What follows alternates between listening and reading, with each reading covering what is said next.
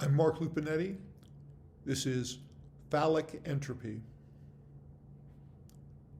I, Jeff Bezos, launched myself on a dick-shaped spaceship for a total flight time of 10 minutes and 10 seconds, a duration twice as long as the bathroom break any Amazon worker is allowed.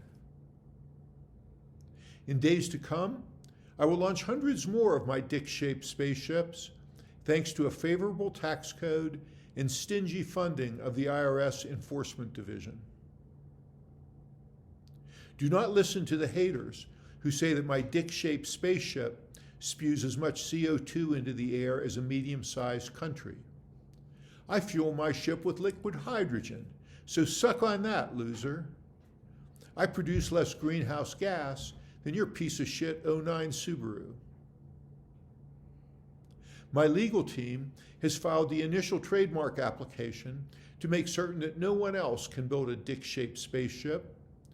This will kill those assholes Musk and Branson, who will have to make their rockets in the shape of vaginas.